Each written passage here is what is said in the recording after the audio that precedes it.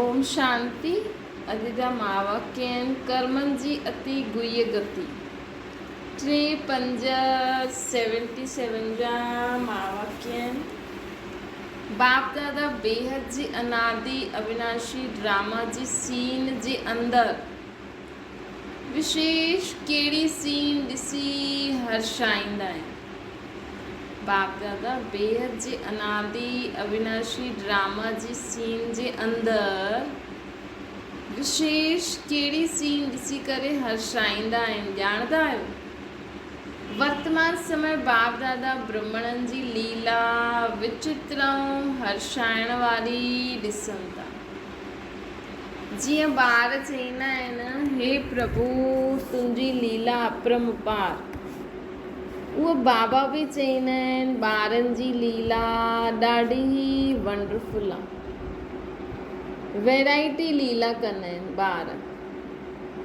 सभिनि खां वंडरफुल लीला कहिड़ी ॾेखारींदा आहिनि उहो ॼाणंदा आहियो। बाबा पुछनि था। हाणे चईंदा आहिनि ॾाढो कुझु, लेकिन कंदा छा आहिनि उहो ख़ुदि बि सम्झंदा आहिनि। छो करूं था इहे बि ॼाणंदा आहिनि। जीअं कहिड़ी बि आत्मा जे कहिड़े बि विकारनि जे वशीभूत आत्मा, परवश आत्मा, बेहोश आत्मा छा कंदी आहे, छा चईंदी आहे, कुझु सम्झी न सघंदी आहे। जेकी परवश आत्मा हूंदी आहे उहो छा चईंदी आहे, छा कंदी आहे, कुझु सम्झंदी न आहे। ईअं ई लीला, अहिड़ी लीला ब्रह्मण बि कंदा आहिनि। त बाप दादा अहिड़ी लीला खे ॾिसी करे रहम दिल बि ठाहींदा आहिनि ऐं साथ साथ न्यायकारी सुप्रीम जस्टिस बि ठाहींदा आहिनि। न्यायकारी सुप्रीम जस्टिस बि ठाहींदा आहिनि। बाप दादा अहिड़ी लीला खे ॾिसी करे रहम दिल बि ठाहींदा आहिनि ऐं न्यायकारी अर्थात सुप्रीम जस्टिस बि ठाहींदा आहिनि। अर्थात लव ऐं लॉ ॿिन्हिनि जो बैलेंस कंदा आहिनि। हिकु तरफ़ रहम दिल रही बाप जे संबंध सां रिहायत बि कंदा आहिनि। मतिलबु असांखे छुड़ाईंदा बि आहिनि। अर्थात 1-2-3 बार माफ़ बि कंदा आहिनि। ॿियो तरफ़ सुप्रीम जस्टिस जे रूप में कल्याणकारी हुजण जे कारण ॿारनि खे कल्याण अर्थ ईश्वर लॉज बि ॿुधाईंदा आहिनि। बाबा ॿारनि जी लीला ॾिसंदा आहिनि, साथ साथ ॿारनि खे माफ़ बि कंदा आहिनि। ॿियो बाबा ॿारनि खे लॉज बि ॿुधाईंदा आहिनि कि हीअं हीअं कंदा हो त हीअं हीअं थींदो। असांखे बाबा ज्ञान ॾींदा आहिनि। पोइ जेको जेतिरो धारण करे, सम्झी करे धारण करे कर्म कंदो आहे, उल्टो करे या सुल्टो करे, उन अनुसार उनखे बाबा बार बार सावधानी ॾींदा आहिनि। जीअं ॿार खे चईंदा आहिनि न, ॾिस हीअं न कर किरी पवंदो, ॾिस हीअं न कर किरी पवंदो। न मञंदो आहे त किरी पवंदो आहे। ईअं ई बाबा त असांखे सावधान कंदा रहंदा आहिनि, लेकिन असां न मञंदा आहियूं त धर्मराज जी सजा खाईंदा आहिनि। सभिनि खां वॾे ते वॾो संगम युग जो अनादि लॉ कहिड़ो आहे? ड्रामा प्लान अनुसार 1,00,000 गुणा प्राप्ति ऐं पश्चाताप। संगम युग जो कहिड़ो लॉ आहे? अगरि असांखे हिकु कर्म करण सां लख कमायूं था त हिकु अहिड़ो कर्म करण सां लख बार पश्चाताप बि करिणो पवंदो। वह भोगना ये ऑटोमेटिकली लॉ अर्थात नियम हलंदो ई रहंदो आहे।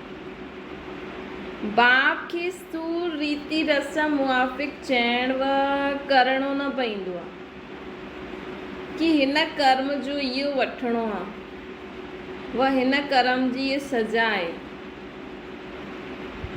लेकिन ये ऑटोमेटिक ईश्वरीय मशीनरी, स्वचालित ईश्वरीय यंत्र हलंदो ई रहंदो।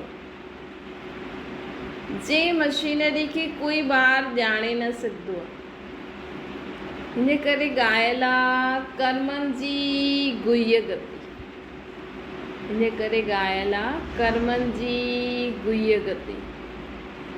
इन करे बाबा चवनि था कर्मनि जी गति अति गुह्य आहे त बाबा त असांखे त बि रहमदिल बाप जे संबंध में असांखे एॾा बार माफ़ बि कंदा आहिनि। सुप्रीम जस्टिस जे रूप में असांखे लॉ बि ॿुधाईंदा आहिनि।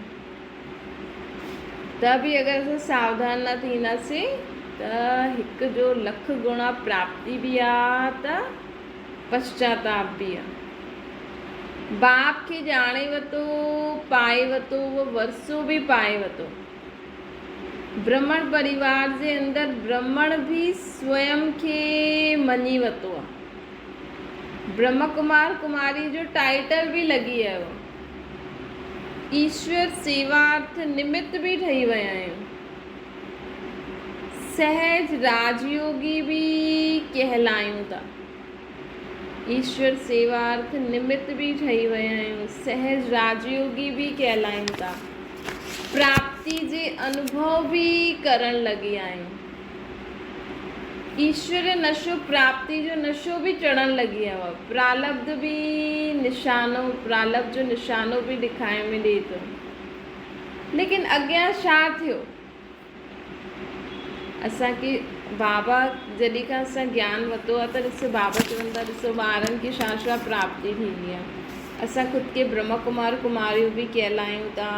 असां इहे बि चईंदा आहियूं असांखे असां सहज राजयोगी आहियूं। प्राप्ति बि थिए थी, ईश्वरीय नशो बि आहे, प्रालब्ध बि मिले थी। पोइ अॻियां छा थींदो आहे?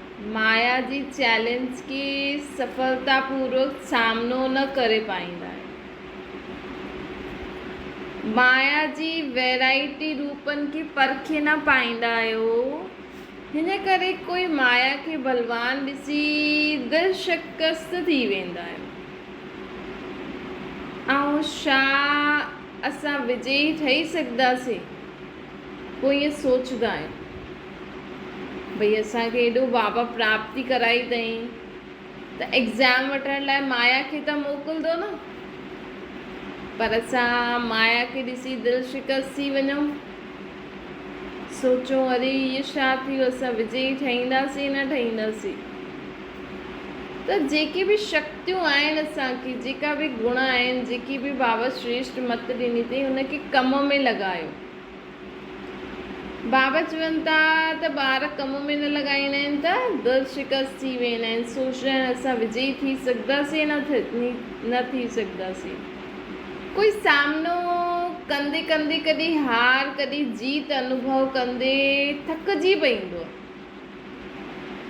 कोई आत्मा बाबा चवनि था कोई त माया जो सामनो कंदे कंदे कॾहिं हार कॾहिं जीत अनुभव कंदे थकिजी पईंदा आहिनि। अर्थात थकी करे जाते आहिनि जहिड़ा आहिनि हुते ई रुकी पईंदा आहिनि। अॻियां वधण जी सोचण जी हिमत बि न कंदा आहिनि। कई ॿार ईअं आहिनि। कोई पंहिंजे में बाप जे डायरेक्ट साथ ऐं सहयोग वठण जी हिमत न ॾिसी राह ते हलण वारे साथियुनि खे पंडो ठाहींदा आहिनि। अर्थात हुन द्वारा ई साथ ऐं सहयोग जी प्राप्ति सम्झंदा आहिनि। कई ॿार छा थींदा आहिनि या त माया सां डिॼी वेंदा आहिनि त हुते ई रुकी वेंदा आहिनि। कई ॿार पोइ बाबा सां डायरेक्ट न सहयोग वठी सघंदा आहिनि त कंहिं न कंहिं आत्मा जो सहारो वठी हलंदा रहंदा आहिनि। बाप जे बजाए कोई आत्मा खे सहारो सम्झी वठंदा आहिनि। इन करे बाप सां किनारो थी वेंदो। बल्कि बाबा त चवंदा आहिनि कि ब्रह्मा बाबा में बि शिव बाबा खे ॾिसो त ब्रह्मा बाबा त चलो ब्रह्मा बाबा वटि बि न पहुचिया, शिव बाबा वटि बि न पहुचिया त कंहिं न कंहिं निमित आत्मा में ई फंसी वेंदा आहिनि। हा, उन्हनि खां भले सहयोग वठो, लेकिन असांजो बुद्धि योग बाबा सां कि इहा आत्मा बाबा सां ई वरितो अथई त जीअं हिननि वरितो आहे असां हिननि सां सिखी करे असां बि बाबा ताईं पहुचूं। असां बि हीअं करूं, हिन खां सिखूं, उन में अटकी न पओ। त बाबा चवनि था कई ॿार बाप जे बजाए कोई आत्मा जो सहारो सम्झी वठंदा आहिनि, इन करे बाप सां किनारो थी वेंदो। तिनके खे पंहिंजो सहारो सम्झण जे कारण बार बार तूफ़ान में हिलंदा ऐं किरंदा रहंदा आहिनि, ऐं सदैव किनारो दूर अनुभव थींदो। छो जे ॾिसो हिते सभु जेका बि निमित ज्ञान ॿुधाइनि था उहो बि त पुरुषार्थ ई आहे न। भले कोई तव्हांखे मुरली ॿुधाए थो, क्लास कराए थो, लेकिन उहो बि अञा संपूर्ण त न ठहिया आहिनि न। कॾहिं हुननि जे जीवन में कोई परिस्थिति अचे ऐं उहो हिली वञनि त उनजो असरु तव्हां ते बि पवंदो। ऐं अगरि असां बाबा सां ई कोशिशि करे बाबा सां ई पूरो कनेक्शन जोड़े रखंदासीं न, त बाबा त एवर प्योर, सर्वशक्तिवान, उहो त कॾहिं कंहिं ॻाल्हि में हिलंदा न। त असां बि सदा अचल अड़ूर रहंदासीं। बाबा चवंदा आहिनि तिनके खे पंहिंजो सहारो सम्झण जे कारण बार बार तूफ़ान में हिलंदा ऐं किरंदा रहंदा आहिनि, ऐं सदैव किनारो परे लॻंदो। ईअं ई कोई व्यक्ति जे सहारे सां गॾु गॾु कई आत्मायूं कंहिं न कंहिं प्रकार जे सैल्वेशन जे आधार सां हलण जो प्रयत्न कंदा आहिनि। ईअं थींदो व ईअं थींदो त पुरुषार्थ कंदमि, ईअं मिलंदो त पुरुषार्थ कंदमि। बाबा खे बि चईंदा आहिनि, उन ॾींहुं बि बाबा चई न कई ॿार त बाबा सां रुसी पवंदा आहिनि, बाबा तव्हां सर्वशक्तिवान आहियो, तव्हां चईंदा आहियो मदद कंदमि, त तव्हां हीअं करो त मां हीअं करां, मूंखां नथो थिए तव्हां मूंखे करे ॾियो। इहो त चईंदा आहिनि सैल्वेशन जे आधार ते हलंदा आहिनि। बाबा ईअं थींदो त मां ईअं पुरुषार्थ कंदमि, ईअं मिलंदो त पुरुषार्थ कंदमि, ईअं सैल्वेशन रूपी लाठी जे आधार ते हलंदा रहंदा आहिनि। अविनाशी बाप जो आधार न वठंदा आहिनि, अविनाशी बाप जो आधार न वठंदा आहिनि। अल्पकाल जे अनेक आधार ठाहे छॾंदा आहिनि, अल्पकाल जा अनेक आधार ठाहे छॾंदा आहिनि। त असांखे त बाबा जीअं चवनि था उहो कंदा हलो, पोइ कुझु बि थिए, वॾे खां वॾे पहाड़ जी परिस्थिति बि अची वञे, हुन में बि बाबा जो चवनि था कंदा हलो, आपे ई शांति थींदो वेंदो। जो आधार विनाश ऐं परिवर्तनशील आहे, हुनजो आधार, उनखे आधार ठाहिण जे कारण स्वयं बि सर्व प्राप्ति जे अनुभव खे विनाशी समय जे लाइ ई अनुभव कंदा आहिनि। अगरि आधार विनाशी ऐं परिवर्तनशील आहे त असांजी बि प्राप्ति ईअं ई अनुभव थींदी, अर्थात हिकु रस स्थिति न रहंदी, हिकु रस असांखे अनुभव न थींदो, बार बार असांजी स्थिति परिवर्तन थींदी वेंदी। छो जी आधार ई असां विनाशी वरितो आहे, परिवर्तनशील वरितो आहे, त असांजी बि स्थिति बार बार हेठि मथे थींदी वेंदी। हाणे ख़ुशी ऐं आनंद में आहियो, हाणे मुरझाई हुई मूर्त उदास नीरस मूर्त थी वेंदा। कारण छा आहे कि आधार ई अहिड़ो ठातो। कई आत्मायूं ॾाढो सुठो उल्लास, उमंग, हिम्मत ऐं बाप जे सहयोग सां ॾाढो अॻियां मंज़िल जे समीर ताईं पहुची वेंदियूं आहिनि। हाणे बाबा ॿियूं आत्माउनि जे बारे में ॿुधाइनि था कि कई त ॾाढो हिम्मत, उल्लास, उमंग, उत्साह सां बाप जे सहयोग सां ॾाढो अॻियां पहुची बि वेंदियूं आहिनि, लेकिन 63 जन्मनि जे हिसाब हिते ई चुकतू थियणा आहिनि न। पंहिंजे पिछले संस्कार स्वभाव ॿाहिरि इमर्ज ही सदा जे लाइ समाप्त थियनि था। छा थींदो, कॾहिं कॾहिं असां अॻियां निकिरी वेंदा, लेकिन कोई न कोई अहिड़ो संस्कार स्वभाव साम्हूं अची वेंदो आहे, त उन जे कारण असां कॾहिं कॾहिं ईअं लॻंदो आहे कि अरे इहे छा थी वियो।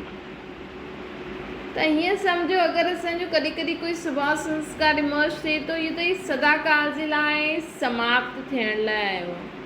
हुन कर्मनि जी गति गुईअ गति खे न ॼाणे पोइ घबराइजी वेंदो, चवंदा अरे मां त एॾी शुद्ध आत्मा, एॾो मूंखे ईअं छो थो अचे, छा लास्ट ताईं ईअं ई हलंदो, ईअं सोचंदा आहिनि। हाणे ताईं बि इहा टकर छो? कॾहिं कॾहिं कंहिंजी सुभाउ संस्कार जी अगरि कंहिंजी टकर अची वई त चईंदा आहिनि लास्ट ताईं ईअं ई हलंदो, हाणे छो आहे, हाणे त मां एॾो अॻियां निकिरी वई आहियां। त इन व्यर्थ संकल्पनि जी उलझन जे कारण प्यार न करे पाईंदा आहिनि, बाबा सां उहो प्यार न रहंदो, सोचण में ई टाइम वेस्ट करे ॾींदा आहिनि। ऐं कोटनि में कोई तूफ़ान खे बि ड्रामा जो तोहफ़ो सम्झी स्वभाव संस्कार जी टक्कर खे अॻियां वधण जो आधार समझ। बाबा चवनि था कि कई ॿार न ईअं अगरि स्वभाव संस्कार में टक्कर थींदो आहे, एॾा अॻियां निकिरी हली करे बि, लेकिन अञा ताईं असां संपूर्ण न ठहिया आहियूं त पुरुषार्थ कंदे कंदे जीअं असां बाबा खे यादि कंदा वेंदासीं त कचिरो निकिरंदो वेंदो। कॾहिं कोई अहिड़ो कचिरो ईंदो कि असांजे स्वभाव संस्कार सां टक्कर थी वेंदो। लेकिन बाबा चवनि था सोचण में टाइम वेस्ट न करो। कई बार कई तूफ़ान जो ड्रामा में ईंदा आहिनि असांजे जीवन में, वो तोहफ़ो सम्झी करे स्वीकार करो, उन टक्कर खे अॻियां वधण जो आधार सम्झो, माया के परखदे हुए पार करो, सदा बाप खे साथी ठाहियो, साक्षी थी हर पाठ ॾिसंदे सदा हर्षित मुख हलंदा रहो। त कॾहिं बि कुझु बि थिए थो, असांखे सदा ये यादि रखिणो आहे कि मां खे बाबा सां गॾु सदा साक्षी थी करे अॻियां वधिणो ई आहे। ऐं सभिनि खे ब्लेसिंग ॾियो, सभिनि सां उन सदा सॉरी बि कंदा हलो, ब्लेसिंग बि ॾींदा हलो। अगरि असांजी कोई ग़लती हूंदी त असां माफ़ी बि मांगे छॾी, ऐं ग़लती ना आहे, कोई पुराणो हिसाब किताब अची वियो साम्हूं त हुनखे बि अॻियां वधण जो साधन सम्झी करे साक्षी थी करे बाप दादा खे यादि करे सदा हर्षित थी हलंदा हलो। सदैव इहो निश्चय रहंदो आहे कि हाणे त पहुचा की पहुचा। अगरि असांजी इहा स्थिति हूंदी न त असांखे सदैव निश्चय रहंदो कि हाणे त असां पहुचा की पहुचा। त बाबा एतिरे प्रकार जी लीलायूं ॿारनि जी ॾिठई, बाबा ॾिसनि जी लीलायूं पिया ॾिसनि। कई ॿार छा कंदा आहिनि, कई ॿार छा कंदा आहिनि, कई ॿार छा कंदा आहिनि। त यादि रखो, सचे बाप खे पंहिंजे जीवन जी नैया ॾिनी आहे त सत्य सां गॾु जी नाव हिलंदी लेकिन डूबदी न। सदा यादि रखो कि सत्य बाप सत्य सां गॾु सत्य जे साथ जी नाव हिलंदी आहे लेकिन डूबदी न आहे। बाप खे ज़िम्मेवारी ॾेई करे वापसि न वठो, बाबा खे ज़िम्मेवारी ॾेई करे वापसि न वठो। मां हली सघंदमि, मां काथां खां आई आहियां। मांपन मिटाइण अर्थात बाप जो ठहिण, मांपन मिटाइण अर्थात बाप जो ठहिण। त असांखे बाबा इहे पक्का कराइनि था कि जो बि लीलायूं असां खेलंदा आहियूं हुननि खे छॾे करे बाबा जी श्रीमत ते हलंदा हलो त सदा ई असां बाबा खे यादि करे हलंदा रहंदासीं त कॾहिं बि असांजी सत्य जी नाव डूबदी न। अच्छा, बाबा चवनि था कि ॿार यादि रखो कि तव्हां सच्चे बाप खे पंहिंजी जीवन जी नैया ॾिनी आहे न। बाबा ॿुधाइनि था न कॾहिं कॾहिं विघ्न ईंदा आहिनि त ॿार सोचंदा आहिनि असां हली सघंदासीं न हली सघंदासीं। त त बाबा चवनि था त सच्चे बाबा खे पंहिंजी जीवन रूपी नैया ॾिनी आहे न, त असांखे बाबा जे मथां बाप की ज़िम्मेवारी ॾिनी आहे त वापसि न वठो। मां हली सघंदमि, मां किथां आई, मापन मिटाइणो आहे। जॾहिं असां पंहिंजो शरीर ई बाबा खे ॾेई छॾियो त मापन सभु ख़तमु थी वञे। मापन मिटाइण अर्थात बाप जो ठहिणु। इहे ई ग़लती कंदा आहियूं, हिन ग़लती में स्वयं उलझंदे परेशान थींदा आहियूं। मां कंदो आहियां या मां करे न सघंदो आहियां, इहे देह अभिमान जे मैपन जो अभाव आहे। हिन भाषे खे बदिली करो। जॾहिं मां बाप जी थी हुयमि, बाबा जी थी हुयमि त ज़िम्मेवार के पंहिंजी ज़िम्मेवारी सिर्फ़ु हिकु सम्झो, जीअं बाप हलावे उहा हलंदासीं, जो बाप चए उहा मां कंदमि, जीअं बाप हलावे उहा ई मां हलंदमि, जो बाप चए उहो ई कंदमि। जे स्थिति जे स्थान ते बाप विहारियो आहे हुते ई वेहींदमि। बाबा असांखे जाते जो ज़िम्मेवारी ॾिनी अथई असां हुते उहा ई कंदासीं। श्रीमत में मापन जी मनमत मिक्स न कंदासीं, श्रीमत में मापन जी मनमत मिक्स न कंदासीं त पश्चाताप खां परे प्राप्ति स्वरूप ऐं पुरुषार्थ जी सहज गति प्राप्त कंदासीं, अर्थात सदा सिद्धि खे प्राप्त कंदासीं।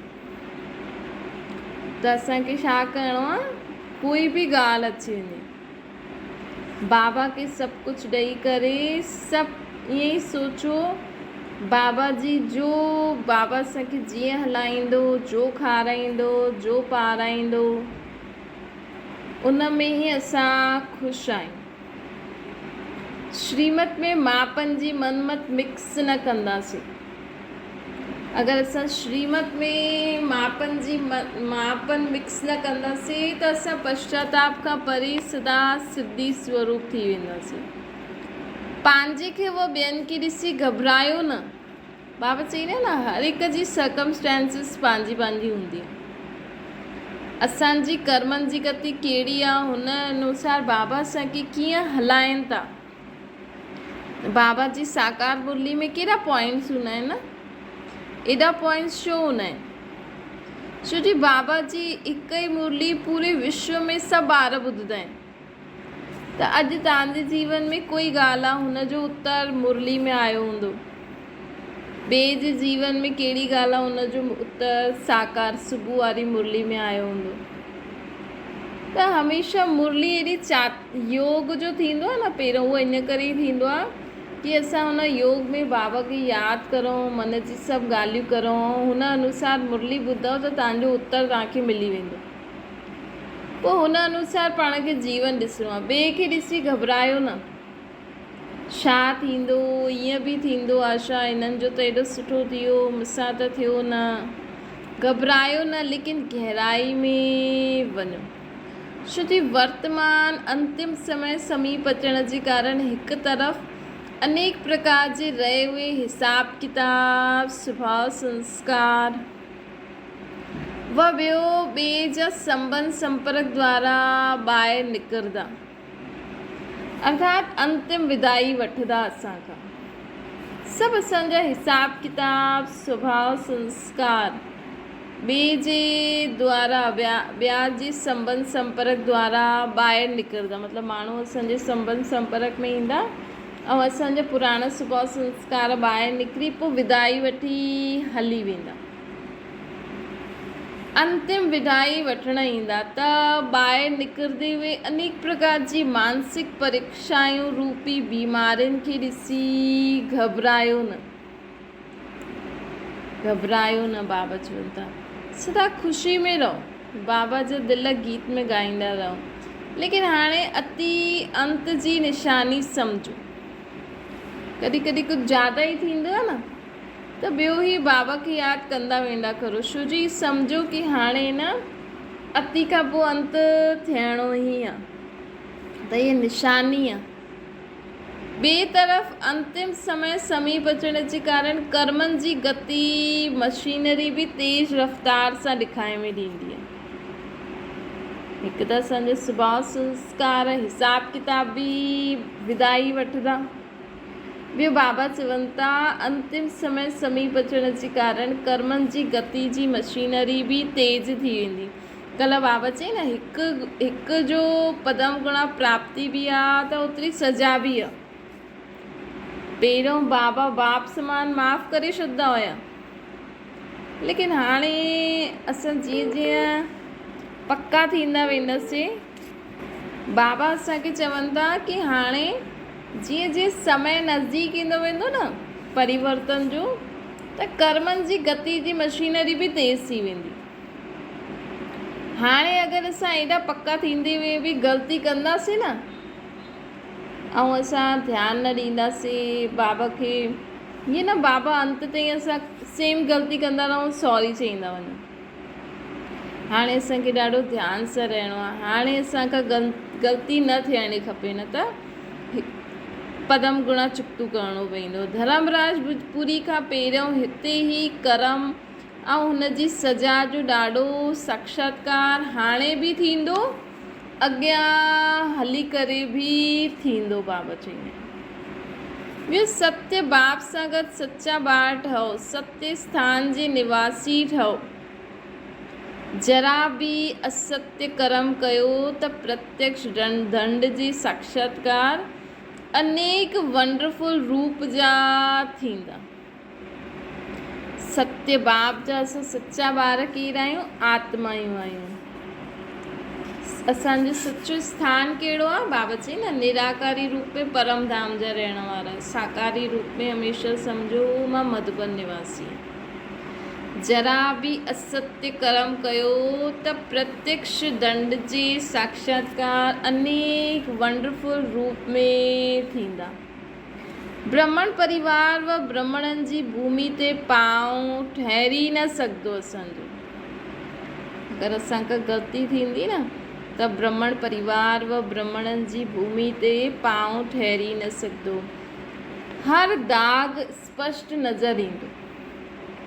अचण वारे समय में असां जॾहिं बि थोरो समय हाणे ॿियो अचण ई वारो आहे कि असां में कोई बि दाग हूंदो न त पवित्र ब्राह्मणनि जे साम्हूं असां ठहरी न सघंदासीं। असांखे उहो पंहिंजी ग़लती उहो दाग स्पष्ट ॾेखारे में ॾींदो, असां छिपाए न सघंदासीं। त इन करे न हाणे खां ई असांखे तॾहिं बाबा चईंदा न रोज़ु चार्ट रखो, रोज़ु पंहिंजो चार्ट रखो, तॾहिं असां ऐं बाबा सां हमेशह सचा रहो। कोई बि ग़लती थिए थी, बार बार थिए थी, त बाबा खे ॿुधायो बाबा मूंखां इहे बार बार ग़लती थिए थी। अगरि तव्हां नथा ख़तमु करे सघो पंहिंजे पुरुषार्थ सां त बाबा जे अॻियां वेही करे बाबा खां दृष्टि वठो। बाबा मूंखां बार बार इहा ग़लती थिए थी, मूंखे दृष्टि ॾियो त हाणे मूंखे इहा ग़लती न थिए। स्वयं पंहिंजी ग़लती जे कारण मन उलझंदो उहे टिकाए न सघंदो। पंहिंजे पाण खे पंहिंजे पाण सजा जे भागी ठाहींदो। हिन करे इहे सभु थियणो ई आहे। इन जे लाइ हिकु ई साधन आहे, हाणे खां ई न बाबा सां सचा रहो। बाबा चवनि था हिन जी नॉलेजफुल ठही घबरायो न। बाबा चवनि था हाणे हिन जो नॉलेजफुल ठही करे घबरायो न। सम्झो मास्टर सर्वशक्तिवान कॾहिं बि घबराईंदा न आहिनि। त असांखे घबराइणो न आहे, सिर्फ़ु छा करिणो आहे? रोज़ु बाबा खे पंहिंजो सचे सचे चार्ट ॾियो। अगरि किथे बि तव्हां कुझु करणु चाहियो था लेकिन तव्हांखां नथो थिए, घड़ी घड़ी तव्हांखां उहा ॻाल्हि तव्हांखे भुलिजे नथी, उहा कमी कमज़ोरी तव्हांजी नथी छॾामिजे, त बाबा खे चई करे बाबा खां दृष्टि वठो।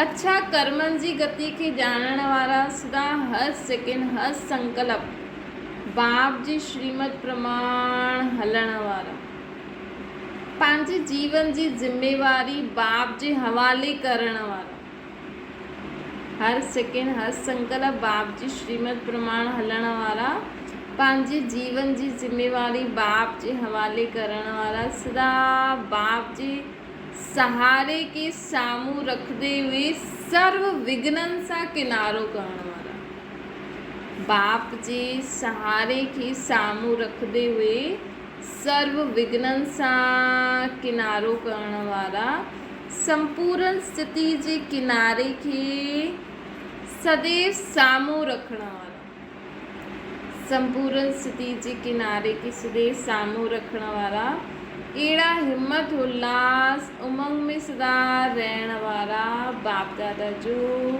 रहण वारनि खे बाप दादा जो यादि प्यार ऐं नमस्ते। असांजी बि बाप दादा खे यादि प्यार ऐं नमस्ते। दीदी जी सां बाबा मुलाक़ात था करनि। बाबा चवनि था हाणे त बाप ॿारनि खे संपन्न रूप में ॾिसणु चाहींदा, बाबा ॿारनि खे संपन्न रूप में ॾिसणु चाहींदा आहिनि, लेकिन संपन्न ठहिण में ई वंडरफुल ॻाल्हियूं ॾिसंदा आहिनि। छो जो इहो प्रैक्टिकल पेपर थी वेंदो आहे न, कहिड़े बि प्रकार नयो दृश्य व आश्चर्यजनक दृश्य साम्हूं अची वियो, लेकिन दृश्य साक्षी दृष्टा ठाहिण वारो हुजे, हिलाइण वारो न हुजे। बाबा चवंदा आहिनि कि ये प्रैक्टिकल पेपर थिए थो असांजो, कहिड़े बि प्रकार जो नयो दृश्य ऐं आश्चर्यजनक दृश्य साम्हूं अची वञे त असां हुन दृश्य खे अगरि साक्षी थी करे न ॾिसंदासीं त छा थींदो, हिलंदासीं असां। कोई बि ॻाल्हि अची वञे, हाणे सदैव असांजे जीवन में कोई बि ॻाल्हि ईंदी, अगरि असां उनखे बाबा जी यादि में श्रीमत प्रमाण शक्तिशाली स्थिति में पार कयो त सम्झो त असां क्लास अॻियां वधी वेंदासीं। बाबा चईंदा आहिनि न, इहा पढ़ाई आहे त हुन पढ़ाई में त हर महीने महीने हफ़्ते हफ़्ते बि टेस्ट थींदा आहिनि, पोइ महीना, पोइ 3-4 महीना पोइ हिकु बार फाइनल पेपर थींदो आहे, पोइ रिज़ल्ट निकिरंदो आहे, पोइ क्लास पास थींदा आहिनि। त बाबा त चईंदा आहिनि तव्हां असां सभु स्कूल जा स्टूडेंट आहियूं, बाबा जे विद्यालय जा। असांजो पेपर कॾहिं थींदो आहे, जॾहिं असांजे देह जे संबंध पदार्थ वस्तु वैभव इन्हनि द्वारा अगरि कोई बि ॻाल्हि अची वई, सम्झो देह में कोई तकलीफ़ थी थिए, देह जे संबंधनि जे कारण कोई तकलीफ़ अची वई, देह जे वस्तु वैभव धन संपत्ति कंहिं द्वारा बि, प्रकृति द्वारा, माया द्वारा, कंहिं द्वारा बि कोई बि ॻाल्हि अची वई त सम्झो इहो असांजो पेपर आहे। उन समय असांखे हलचल में न अचिणो आहे, उन समय असांखे बाबा जो असांखे नॉलेज ॾिनी अथई, बाबा जो असांखे ज्ञान ॾिनो अथई, हुन ज्ञान जे हिसाब सां बाबा जो असांखे शक्ति ॾिनी अथई, हुनखे यूज़ करे अगरि असां हुन इस परिस्थिति खे पार कयो ऐं पंहिंजी स्थिति अचल अडोल रही, उन हिसाब सां असां ओतिरे नंबर सां पेपर पास कंदा आहियूं। त बाबा चवनि था कोई भी नयो दृश्य, आश्चर्यजनक दृश्य साम्हूं अचे, लेकिन दृश्य साक्षी थी दृष्टा थी करे पार करो, ताकी उहो असांखे हिलाए न। छा कंदो, कॾहिं बि कोई सॼो ॾींहुं न मुख में बाबा बाबा रहे, बाबा हाणे हीअं करूं, बाबा हाणे हीअं करूं, बाबा हीअं थी वियो, तव्हां कॾहिं बि हिलंदव न। हर ॻाल्हि में, हर ॻाल्हि में बाबा हलो ॿाहिरि हलो, बाबा ॾिसो हीअं थी वियो, इहो हीअं था चवनि, हिकदमि नॉर्मल। असां मन ई मन में बाबा हीअं ॻाल्हि हीअं, बाबा हीअं ॻाल्हि हीअं, बाबा ॾिसो हीअ तव्हांजो ॿारु हीअं थो करे, बाबा ॾिसो तव्हांजो ॿारु मञे नथो, हीअं थो करे। त असां इहे असांजे अभ्यास थी वेंदो न, पोइ कॾहिं कोई बि दृश्य अची वियो वॾो, बाबा हीअं थी वियो, असां हिलंदासीं न। कोई बि दृश्य जॾहिं साम्हूं ईंदो आहे त पहिरियों साक्षी दृश्य जी स्थिति जी सीट ते वेही ॾिसण व निर्णय करण सां ॾाढो ई मज़ो ईंदो आहे। तव्हां हाणे खां ई अभ्यास कंदव न, कोई बि ॻाल्हि, घर में पाणी नथो अचे, बाबा पाणी नथो अचे, एॾो कमु पियो आहे, बाबा सके अञा त ॾिसो थोरी लाइट ई हली थी वञे त माण्हू हलचल में थो अचे, हा बिन मौसम बारिश पइजी थी वञे, सर्दी थी अचे, माण्हू हलचल में थो अचे, त बाबा बारिश थी पए, बाबा सर्दी ठंडी अची वई, गर्मी में ठंडी अची, ईअं जीअं अंदरि ई अंदरि बाबा सां ॻाल्हियूं कंदा रहो। त इहे थी वियो साक्षी दृष्टा थी करे असां साम्हूं वारी सिचुएशन खे ॾिसूं था, त असांजी साक्षी दृष्टा जी स्थिति जी सीट ते वेठा आहियूं त असां यथार्थ निर्णय करे सघंदासीं, भय न थींदो, घबराईंदासीं न, हलचल में न ईंदासीं। हाणे थियो, इहे त थियल ई आहे, त घबराइण व भयभीत थियणो ई न खपे। बाबा जॾहिं असां बाबा खे ॿुधाईंदा आहियूं त असांखे उत्तर मन ई बुद्धि में उहो उत्तर टच थींदो आहे, त असांखे कॾहिं बि घबराहट या भयभीत न थींदा आहियूं असां। जीअं कि अनेक बार ॾिसी हुई सीन असां वरी खां ॾिसूं था, हिन कारण छा थींदो, छो थियो, ईअं बि थींदो आहे छा, इहा त नई ॻाल्हि आहे, ईअं संकल्प व बोल न निकिरंदा। भले असां ॿाहिरां खां माण्हुनि जे हिसाब सां अच्छा ईअं थी वियो, ईअं थी वियो, लेकिन अंदरि जी हलचल न हूंदी मन जी, मन में असां शांति रहंदासीं। ॿियो ई राजयुक्त योगयुक्त थी लाइट हाउस थी करे वायुमंडल खे डबल लाइट ठाहींदासीं। भई ॾिसो हाणे बाबा त असांखे विनाश जो पको करायो अथई, बाबा त विनाश जे लाइ, बीमारियुनि जे लाइ या संबंधी असांखे विघ्न विझंदा, इहे सभु ॻाल्हियूं त बाबा असांखे पहिरियों खां ई ॿुधाए छॾी अथई, हा न। हाणे अगरि कोई कुझु बि अहिड़ी ॻाल्हि थिए, सम्झो काथे इहे भूकंप बि अची वियो त असां घबराईंदासीं न। अगरि असां बाबा सां गॾु हूंदासीं, भई टीवी में ॾिसूं था हिते भूकंप आयो, हेॾा ईअं थी विया, माण्हू चवनि था अरे ईअं थी वियो, ईअं थी वियो, बाढ़ अची वई, हेॾे ईअं, बाबा जो पको ॿार हिलंदो, छोकी बाबा त असांखे पहिरियों खां ई ॿुधाए छॾियो अथई। त असां ॿियो ई राजयुक्त योगयुक्त लाइट हाउस ठही वायुमंडल खे डबल लाइट ठाहींदासीं न। असांखे त राज जो पतो ई आहे कि सृष्टि परिवर्तन थिए थी, बाबा खे यादि असां था करूं ऐं सृष्टि परिवर्तन थिए थी, त ॿियो ई असां राज खे बि सम्झी वेंदासीं, योगयुक्त बि रहंदासीं। ॿियो ई असां हुते हा हुलो न करे बाबा जी यादि में हुते सकाश ॾींदासीं, त डबल लाइट थी करे वायुमंडल खे परिवर्तन कंदा न, कि हा हुलो कंदा। त ईअं असां साक्षी जॾहिं असांखे हुन समय बि बाबा यादि रहंदो न, बाबा ॾिसो हिते भूकंप अची, त बाबा जी सभु ॻाल्हियूं बि यादि अची वेंदियूं, घबराईंदासीं न।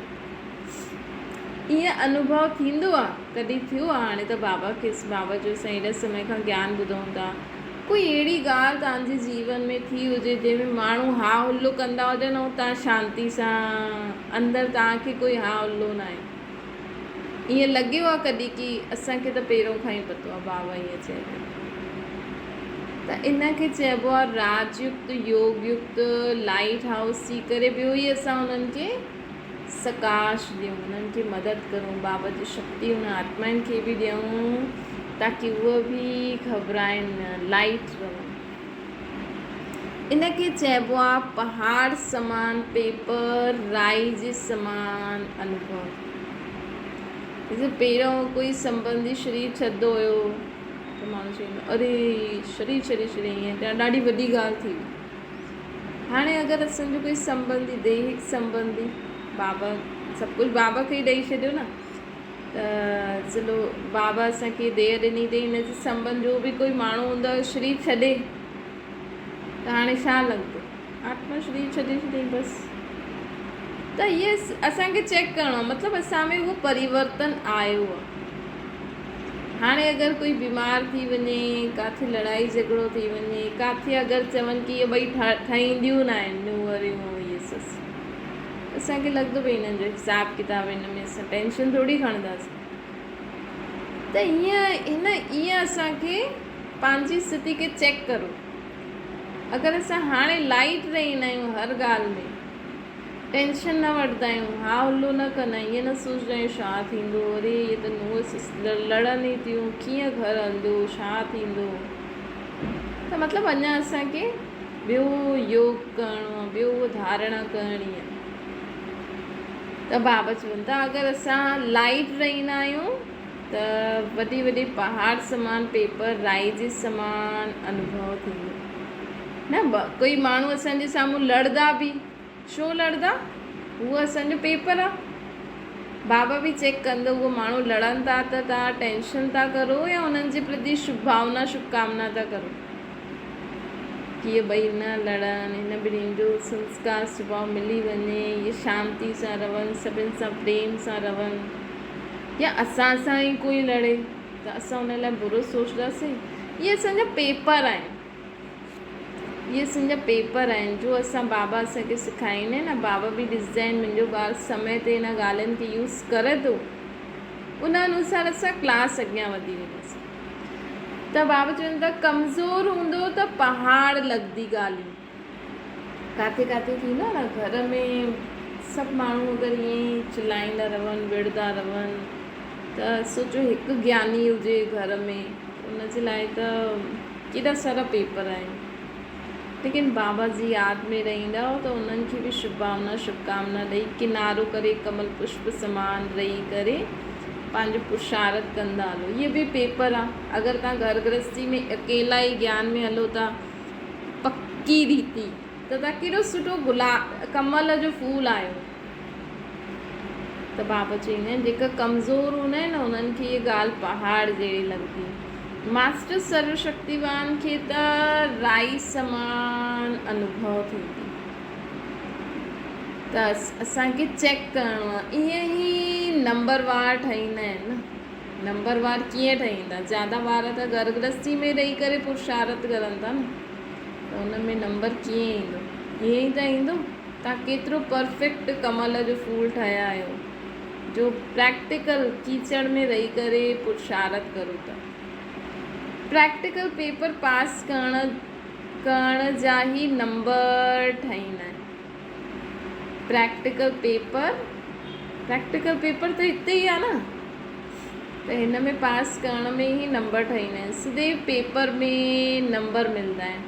पढ़ाई त हलंदी ई रहंदी। बाबा चवंदा आहिनि अंत ताईं असांजी पढ़ाई हलंदी आहे, लेकिन नंबर कीअं मिलंदा?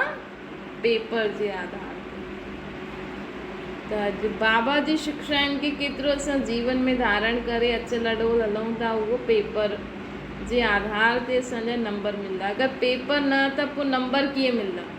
पोइ उते केरु महाराजा महारानी ठहींदो, केरु प्रजा ठहींदी, केरु दास दासी ठहींदियूं, केरु खेती कंदो, केरु कपिड़ा ठाहींदो। सभु प्रकार जा माण्हू खपनि न सत्युग में बि। त हिकु दुनिया ई त आहे। जीअं हिकु गांव में बि सभु प्रकार जा माण्हू हूंदा। शहर में फर्स्ट क्लास जा हूंदा, गांव में नंढा माण्हू हूंदा, उहे ई खेती सिलाई कपिड़ो आदि। लेकिन हूंदा त सभिनि जे ईअं ई। सत्युग में बि उहो ई आहे। वॾा माण्हू, पोइ हुनखां नंढा राजा रानी, पोइ प्रजा जा बि बाबा चवंदा आहिनि प्रजा जा बि दास दासी ठहींदा। त उहो कीअं ठहींदा? हाणे असां जेतिरो पेपर पास कंदासीं न, ईअं न सिर्फ़ु जो ज्ञान ॿुधाईंदा आहिनि उहो ई ऊच पद पाईंदा न। जेको सभु पेपर पास कंदा न, बाबा चवंदा आहिनि न, कॾहिं कॾहिं टीचर खां बि स्टूडेंट अॻियां हली वेंदो आहे। छो जी स्टूडेंट पेपर खे पास करे वठंदो। अर्थात जो बि पेपर ईंदा आहिनि, देह जे संबंध पदार्थ, वस्तु, वैभव, प्रकृति, स्वभाव, संस्कार, इन्हनि जे कारण जो बि पेपर ईंदा आहिनि, उहा जेकी आत्मा पार करे वठंदी उहो उच्च पद पाईंदी। भले कोई हिते सुठो स्पीकर योगी हुजे, लेकिन पेपर न पास करे पाए त त बाबा चवंदा आहिनि सभु पेपर ते ई निर्भर आहे। हिन करे श्रेष्ठ पुरुषार्थी पेपर खे खेल सम्झंदा आहिनि, पेपर खे खेल सम्झंदा। खेल में कॾहिं घबराइबो न आहे। खेल त मनोरंजन जो हूंदो आहे न। त हाणे ख़ुदि खे चेक करो कि असां जीवन में कोई बि ॻाल्हि अची वञे, बाबा वेठो आहे न, बाबा इन करे पहिरियों छा चई, सभु कुझु बाबा जो ई सम्झो, तॾहिं असां पेपर में पास विद ऑनर्स थी सघंदासीं। अच्छा, ये अञा बाबा चवनि था कि अगरि ॿार मास्टर सर्वशक्तिवान हूंदो त पहाड़ जहिड़ी ॻाल्हि खे बि राइज़ अनुभव कंदो। इन में ई नंबर ठहींदा आहिनि, प्रैक्टिकल पेपर पास करण जा ई नंबर ठहींदा आहिनि। सदैव पेपर ते ई नंबर मिलंदा आहिनि। पढ़ाई त हलंदी रहंदी, लेकिन नंबर पेपर जे आधार ते थींदा आहिनि। अगरि पेपर न थींदा त नंबर कीअं मिलंदो? हिन करे श्रेष्ठ पुरुषार्थी पेपर खे खेल सम्झंदो आहे, खेल में घबराईंदो न। खेल त मनोरंजन जो हूंदो आहे न, त मनोरंजन में घबराहट न थींदी आहे। दिन प्रतिदिन ॾाढो कुझु अॻियां वधण वधाइण जा दृश्य ॾिसंदव। जीअं जीअं अॻियां वधंदा वेंदव त कुझु न कुझु दृश्य असां ॾिसंदा वेंदा आहियूं। नंढी सी ग़लती मुश्किल ठाहे छॾंदी आहे। त असांखे दिन प्रतिदिन असांखे छा थींदो, पहिरियों त बाबा असांखे माफ़ु कंदा हुया न, लेकिन हाणे जीअं जीअं ॾींहं अॻियां वधंदा वेंदा त नंढी ग़लती बि असांखे ॾाढो वॾो पश्चाताप कराईंदी। उहा कहिड़ी ग़लती आहे? मां कीअं करां, मां करे न सघंदी आहियां, मां हली न सघंदी आहियां। कंहिं चयो तव्हां हलो? अगरि असां ॾिसो, असां हिकु तरफ़ चऊं त सभु कुझु बाबा जो आहे, बाबा ई करनि करावनि आहे, त इहे शब्द बि असांजे मुंहं में न अचणा खपनि कि मां कीअं करां, मां करे नथी सघां, मां हली न सघंदी आहियां। बाबा चवनि था केरु चए थो तव्हांखे कि हलो? बाबा चवनि था हलो। बाबा त चवनि था मूंखे यादि करो, मां तव्हांखे हलायां थो। साथी जो साथ पकड़े करे हलो, साथ छॾे पंहिंजे मथां छो बोझ उठाए करे हलंदा आहियो? जो चइणो पए मां नथी हली सघां, मां नथी करे सघां। त बाबा चवनि था साथ छॾे पंहिंजे मथां छो बोझ उठाईंदा आहियो? बाबा खे ॾेई छॾो न सभु कुझु। साथ छॾे पंहिंजे मथां छो बोझ उठाईंदा आहियो? जो चइणो पए मां हली नथी सघां, मां करे नथी सघां। ग़लती पंहिंजी, पोइ उलना बाबा खे ॾींदा आहिनि। उंगली छॾे ॾींदा आहिनि, बोझ ख़ुदि उठाईंदा आहिनि, पोइ चवंदा आहिनि बोझ उठाइण न ईंदो आहे। कंहिं चयो तव्हांखे उठायो? बाबा चवनि था कि तव्हांखे कंहिं चयो बोझ उठायो? बाबा त न चई। आदत आहे न बोझ उठाइण जी। जंहिंजी आदत हूंदी आहे न बोझ उठाइण जी, उनखे वेहण जो सहज कमु करणु चओ, अगरि वेही करे कुझु सहज कमु करणु चओ त करे न सघंदा आहिनि। जंहिंजी आदत हूंदी आहे बोझ उठाइण जी, उनखे अगरि चओ कि वेही करे सहज कमु करो त करे न सघंदा। कंहिंजी आदत हूंदी आहे न सभु मां ई करां, मां ई करां, मां ई करे सघंदी आहियां, त इहे पिछली आदत जे वश थी वेंदा आहिनि। इहे बि न चई सघंदा आहियूं कि पिछला संस्कार आहिनि, लेकिन पिछली आदतियुनि जे वश थी वेंदा आहिनि। पिछला संस्कार आहिनि अर्थात पूरो मर्ज़ीवा न ठहिया आहियो। जॾहिं मर्ज़ीवा ठही वेंदासीं न, पूरो मर्ज़ीवा ठही वेंदासीं त नयो जन्म, नया संस्कार हुजणा खपनि न। त अगरि अञा ताईं असांजी कॾहिं असांखे चए थो लॻे थो हीअ मुंहिंजी पहिरों जी आदत आहे, त सम्झो अञा ताईं असां पूरा मरिया न आहियूं। पिछले संस्कार पिछले जन्म जा हिन जन्म जा न आहिनि, उहो कुल ई ॿियो आहे ऐं इहो कुल ॿियो आहे असांजो। उहो शूद्र कुल इहो ब्राह्मणनि जो कुल में अची विया आहियूं। जॾहिं कुल बदिलजी वियो त हुन कुल जी मर्यादाउनि खे पालन करिणो आहे। हाणे असांजो जेको कुल आहे ब्राह्मण कुल, हिन जी मर्यादाउनि जे हिसाब सां हलणो आहे या अञा ताईं शूद्र कुल जी मर्यादाउनि जे हिसाब सां हलणो आहे। जीअं लौकिक रीति में बि अगरि कन्या जो कुल शादी खां पोइ बदिली वेंदो आहे त हुन कुल जी मर्यादा प्रमाण पंहिंजे खे हलाइणु हूंदो आहे न। जीअं लौकिक रीति में बि अगरि कन्या जो कुल बदिली वञे शादी खां पोइ त उहो हुन कुल मर्यादा प्रमाण हुनखे हलणो खपे। इहो बि कुल बदिली वियो न, हाणे असांजो ब्राह्मण कुल थी वियो आहे न। त इहे सोच करे बि कमज़ोर न थियणो आहे कि मुंहिंजी पिछली आदत आहे, तुरंत छॾे ॾियणी, तुरंत छॾे ॾियणी आहे। हिन करे इहे त थींदो ई आहे न। हाणे मां ब्राह्मण कुल जी आत्मा आहियां त पुराणी कोई आदत न हुजणी खपे। हाणे जे कुल जी मर्यादाऊं छा आहिनि,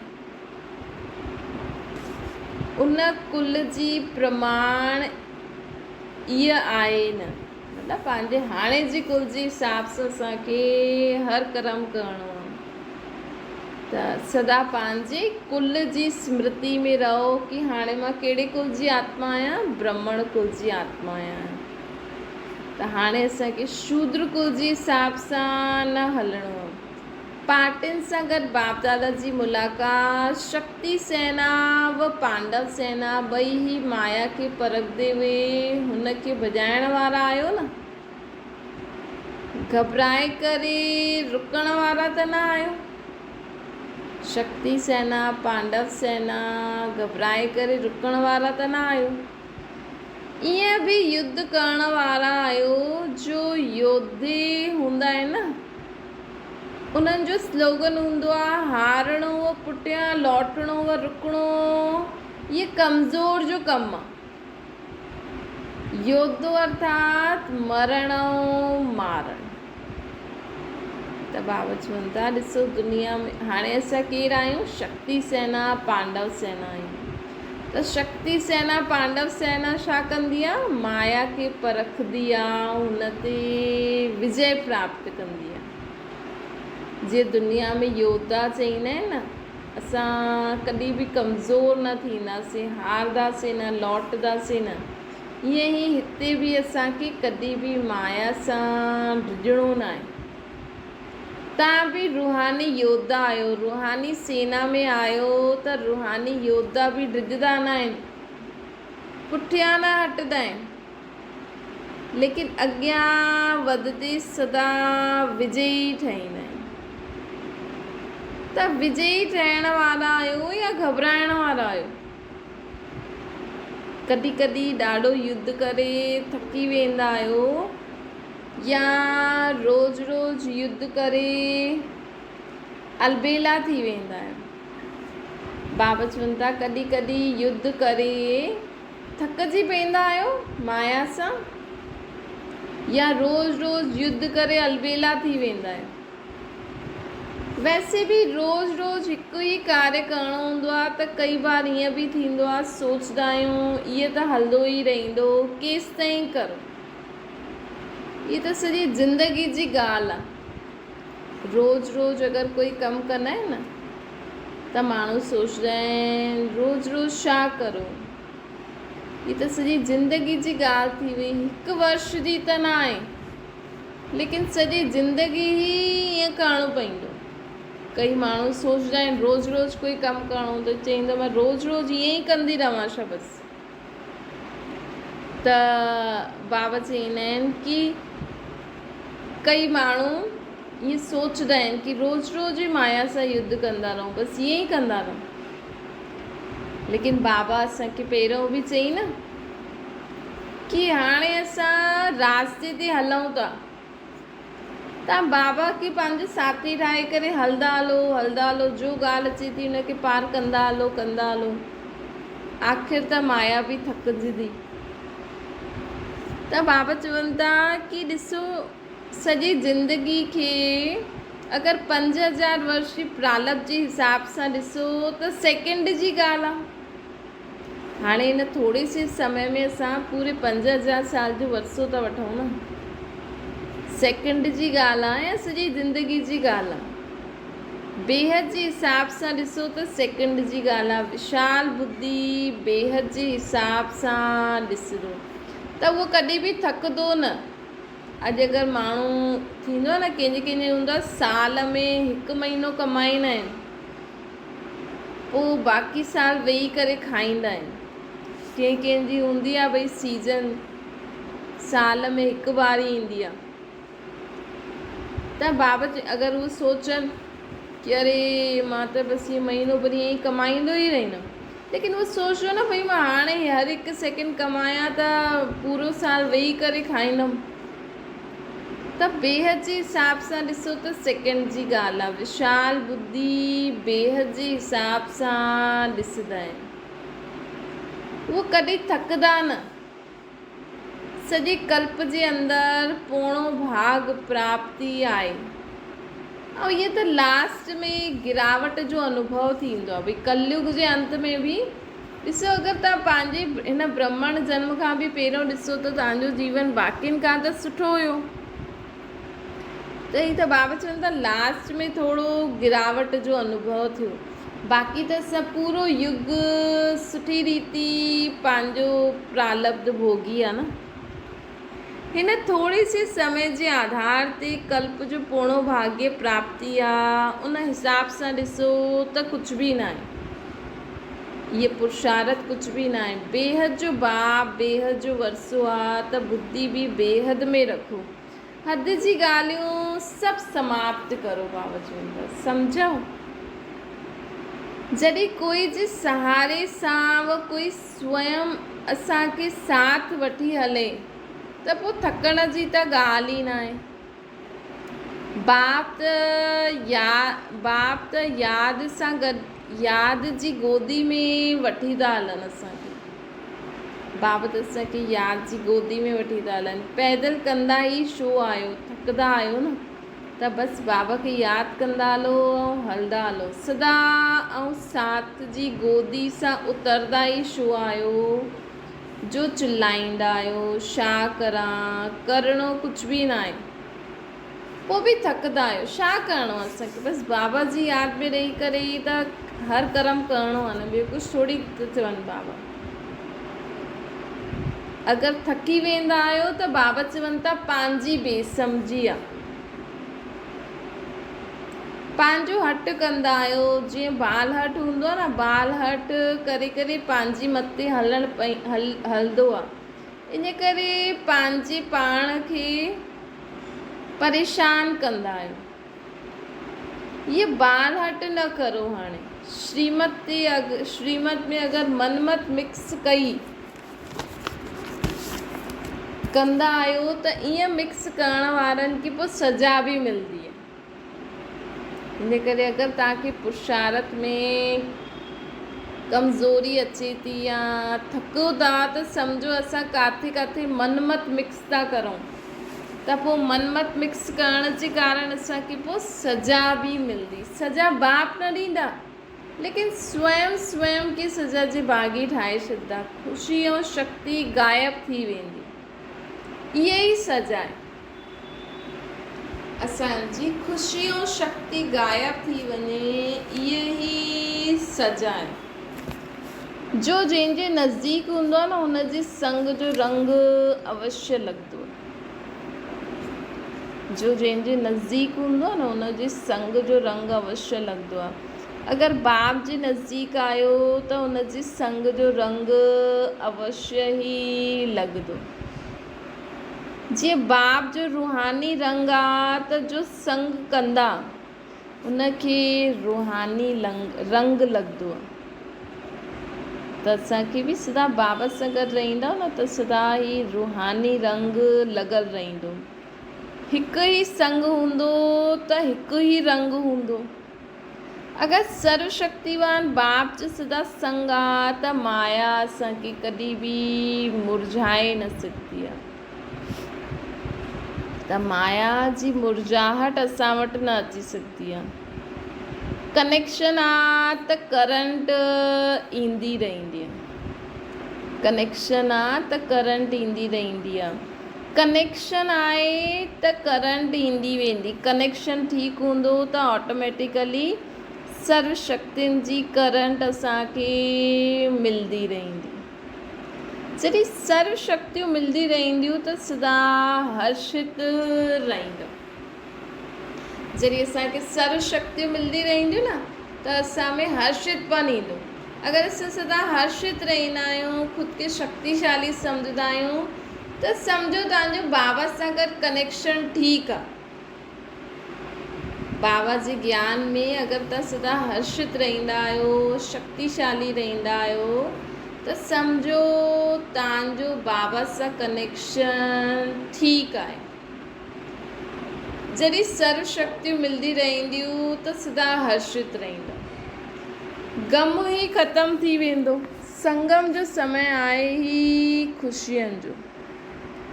अगरि अहिड़े समय ते कोई ग़म करे त बुरो लॻंदो न।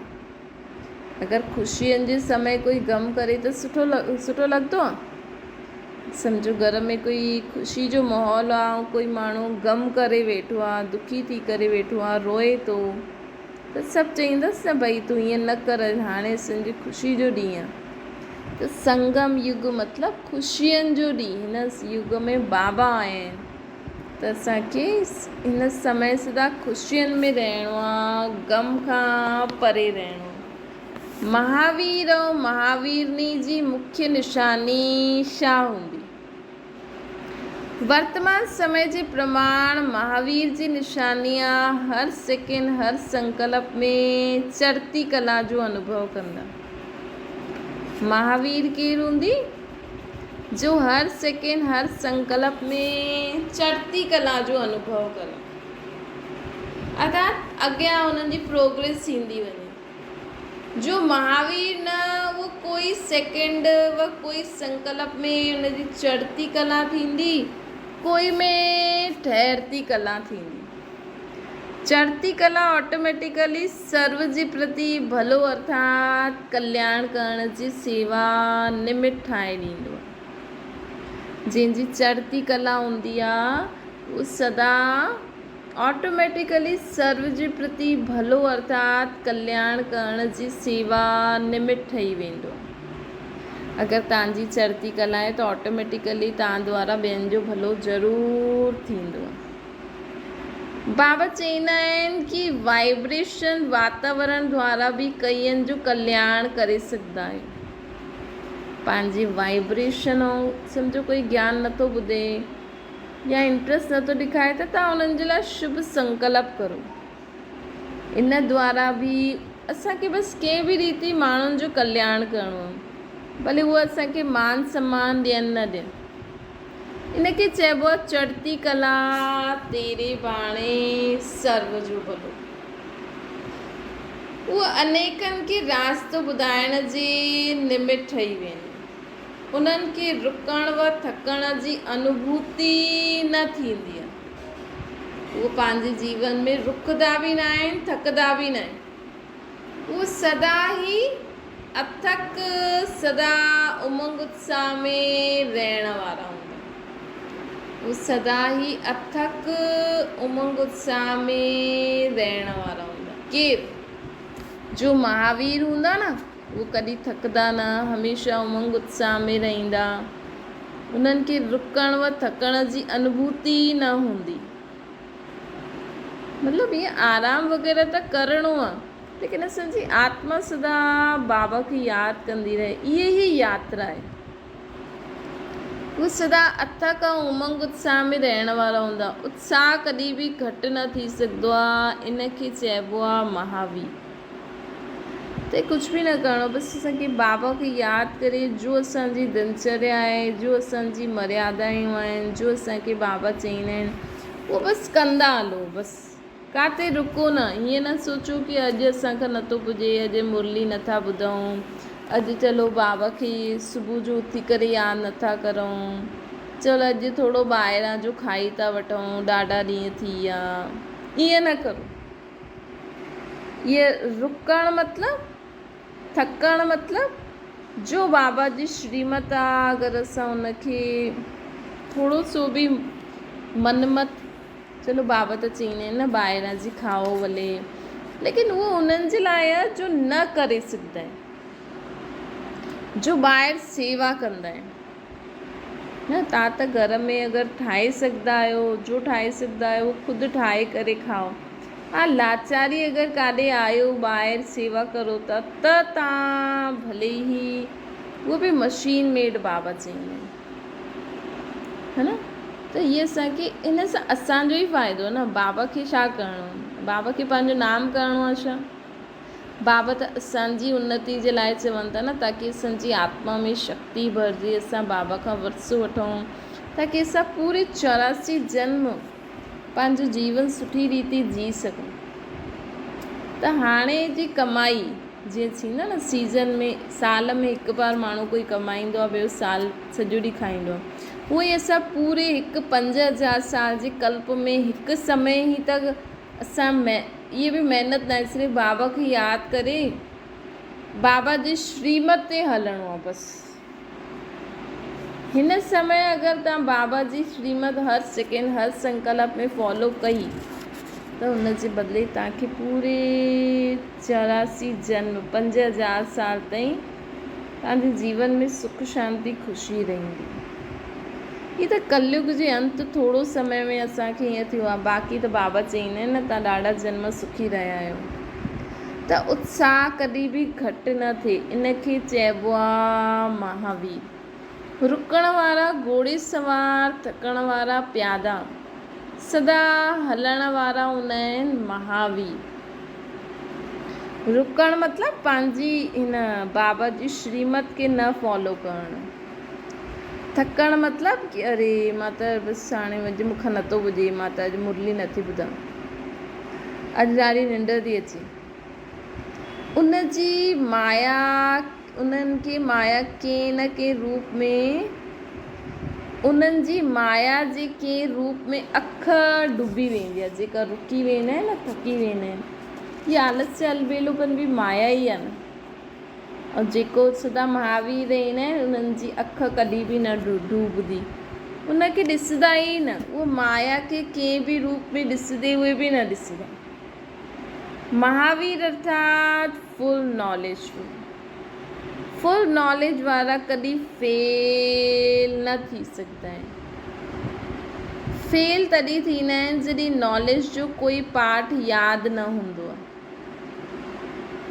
नॉलेजफुल ठहिणो आहे, सिर्फ़ु नॉलेज न, नॉलेजफुल ठहिणो आहे मतिलबु उनखे धारण बि करिणो, उनजो अनुभव बि करिणो आहे। त नॉलेजफुल अर्थात पूरी नॉलेज धारण करे करे उनखे जीवन में लाइण वारा। त बाबा चवंदा आहिनि अहिड़ा ॿार कॾहिं फेल न थींदा आहिनि। ये नई ॻाल्हि आहे, ये पतो न आहे, उन्हनि जे मुख सां इहे शब्द न निकिरंदा। अरे मूंखे त पतो ई न आहे, बाबा हीअं बि चयो अथई। लास्ट जो पुरुषार्थ व लास्ट जी सर्विस कहिड़ी आहे? अॼुकल्ह त पुरुषार्थ खपे व सर्विस खपे, उहा आहे वृत्ति सां वायुमंडल खे पावरफुल ठाहियो। हाणे कहिड़ी सर्विस करणी आहे? पंहिंजी वृत्ति सां वायुमंडल खे पावरफुल ठाहियूं। छोजी मेजॉरिटी पंहिंजी पुरुषार्थ सां अॻियां वधण में असमर्थ थींदा आहिनि। त अहिड़े असमर्थ कमज़ोर आत्माउनि खे पंहिंजी वृत्ति द्वारा बल ॾियणु अति आवश्यक आहे।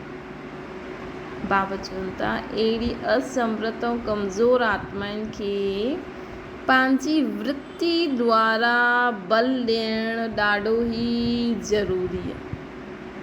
त असांखे छा करिणो आहे?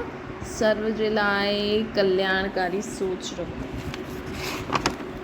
हाणे ये सर्विस खपे, भई सभिनि जो ई भलो थिए। छो जी वाणी सां ॾाढो ॿुधी करे सम्झंदा आहिनि, अञा असां फुल थी विया आहियूं, कोई नई ॻाल्हि न लॻंदी आहे। वाणी सां न वठणु चाहींदा आहिनि, कंहिंखे बि अगरि ज्ञान ॾियो न त चईंदा आहिनि हा असां बि ईअं चऊं, असांखे बि हा पतो आहे। वृत्ति जो डायरेक्ट कनेक्शन वायुमंडल सां हूंदो आहे। वायुमंडल पावरफुल हुजण सां सभु सेफ भी थी वेंदा आहिनि। पंहिंजी जीअं मधुबन जो वायुमंडल ठहियल आहे न, ये पंहिंजे घर में बि बाबा खे एॾो सुठी रीति यादि करो, पंहिंजे घर जो वायुमंडल एॾो सुठो हुजे जो तव्हां सदा सेफ्टी जे साधन ते वेठा हुजो। इहा ई अॼुकल्ह जी विशेष सर्विस आहे। वरदान जो अर्थ ई आहे वृत्ति सां सेवा करण वारा। वरदानी मतिलबु अगरि तव्हां वरदानी आत्मा आहियो न त तव्हां पंहिंजी वृत्ति सां सेवा कंदव, अर्थात पंहिंजी सुठी सोच सां सेवा कंदव, पंहिंजी सुठी सोच सां शुभ भावना शुभकामना सां सेवा करण वारा ई वरदानी मूर्त हूंदा आहिनि। महादानी वाणी सां सेवा कंदा आहिनि। वरदानी जी स्टेज जी अॼुकल्ह ज़रूरत आहे। अॼुकल्ह माण्हू ॿुधणु न चाहींदा आहिनि, लेकिन माण्हुनि खे असांजी सुठी सोच, असांजी सुठी वृत्ति जेकी हूंदी आहे न, वृत्ति मतिलबु सुठी सोचण जो तरीक़ो, भई सभिनि जो ई भलो थिए। वृत्ति सां जो चाहे उहो करे सघंदा आहियो। हाणे वरदान वठण जो समय समाप्त थियो। दाता जा ॿार दाता ठहो, मतिलबु बाबा खां वरदान वठण जो समय हली वियो। हाणे असांखे बाबा जेको असांखे ॾिनो अथई उहो ॿियनि खे ॾियणो आहे। दाता खे वठण जी आवश्यकता न आहे, हिन करे हाणे वरदानी ठहो। बाबा चवनि था कि हाणे वरदानी ठहो। जीअं सर्विस जी वृद्धि जा प्लान ठाहींदा आहियो, या पंहिंजी पुरुषार्थ जी वृद्धि जा प्लान ठाहियो। सर्विस में त ॿियनि खे सहयोग जी ज़रूरत पवंदी आहे, लेकिन पंहिंजे पुरुषार्थ जी वृद्धि जे प्लान्स में बाप जे सहयोग सां ॾाढो कुझु करे सघंदा आहियो। त पुरुषार्थ में असां अॻियां वधूं, उन जे लाइ बाबा जे सहयोग जी मदद वठो। हाणे त सभिनि खे मनसा वाचा कर्मणा टिन्हिनि जी प्रोग्राम फिक्स करणु आहे। हिन समय असांखे मनसा सेवा करणी आहे, हिन समय वाचा, हिन समय कर्मणा। पंहिंजी डेली डायरी रखो, तॾहिं ई अॻियां नंबर वठी सघंदासीं। तव्हां घरु वेठे बि मनसा सेवा करो, सभिनि जे लाइ शुभ संकल्प करो। घर में बि ॾाढा माण्हुनि जो फ़ोन ईंदो, कंहिंसां ॻाल्हाईंदो, उन में बि ज्ञान युक्त बोलो। कर्मनि द्वारा गुणनि जो दान ॾींदा हलो। त इहे तव्हां घरु वेठे बि ॾाढी सेवा करे सघंदा आहियो। पंहिंजी डेली डायरी रखो, तॾहिं ई नंबर अॻियां मिली सघंदो, न त अॻियां नंबर न मिली सघंदो, पुठियां रहणो पवंदो। अॻियां वधण जी निशानियूं इहे थींदियूं आहिनि। कहिड़ी थींदियूं अॻियां वधण जी निशानियूं? कि असां पंहिंजी मनसा वाचा कर्मणा टिन्हिनि रूपनि सां अगरि असां सर्विस करूं था त सम्झो असां अॻियां वधूं था। ॿियो बाबा चईं असां में बाबा जी शक्ति आहे, कनेक्शन ठीकु आहे, त उन जी निशानी छा आहे? असां सदा ख़ुशि बि रहंदासीं ऐं शक्तिशाली बि रहंदासीं। अच्छा, ओम शांति। बाबा खे यादि करो।